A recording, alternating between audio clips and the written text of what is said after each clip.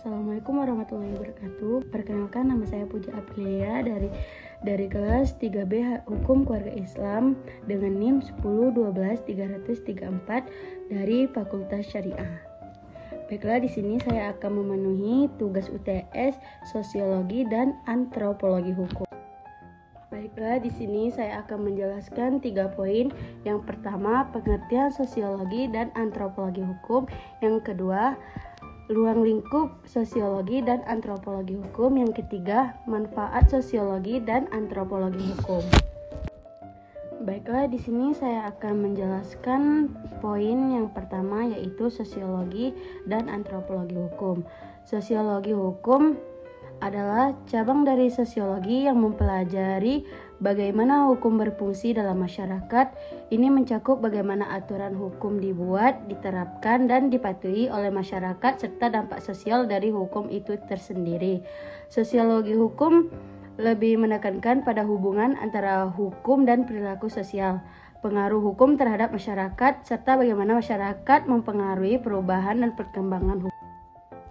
Sedangkan antropologi hukum adalah cabang dari antropologi yang meneliti hukum dalam konteks budaya. Disiplin ini berfokus pada bagaimana norma, aturan, dan praktik hukum berbentuk dan dipraktekkan di berbagai budaya. Antropologi hukum mempelajari bagaimana nilai-nilai budaya mempengaruhi sistem hukum dan bagaimana hukum dipahami serta dijalankan dalam masyarakat tradisional dalam kelompok masyarakat dengan budaya berbeda. Bidang ini menekankan pada keanekaragaman cara manusia memahami dan menjalankan hukum. Baiklah, pembahasan kedua, ruang lingkup sosiologi antropologi hukum. 1. Memahami hukum dalam konteks budaya dan tradisi.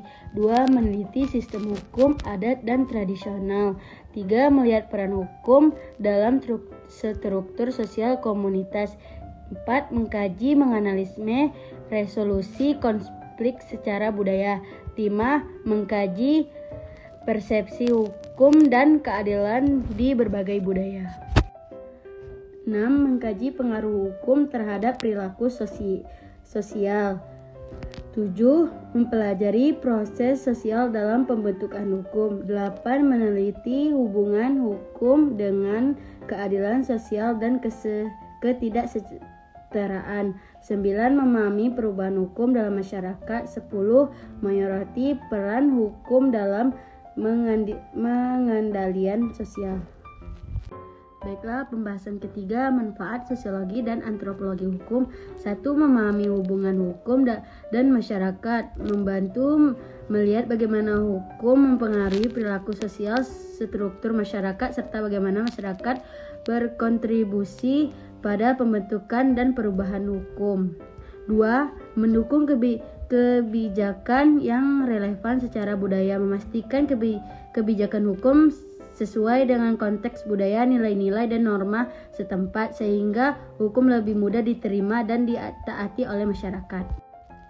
Ketiga, menciptakan keadilan sosial, memfasilitasi perumusan hukum yang lebih adil dan inklusif dengan memahami bagaimana hukum berdampak pada kelompok-kelompok masyarakat yang berbeda. 4. Resolusi konflik dan yang efektif, mengembangkan cara-cara menyelesaikan konflik yang sesuai dengan praktik budaya lokal sehingga tercipta solusi yang lebih diterima oleh masyarakat. Dan kelima, menghargai keberagaman hukum, memahami dan mengapresiasi keberagaman sistem hukum baik formal maupun adat dan yang adat memperkaya wawasan dalam menerapkan keadilan dalam berbagai konteks. Baiklah, sekian penjelasan yang saya dapat sampaikan. Wassalamualaikum warahmatullahi wabarakatuh.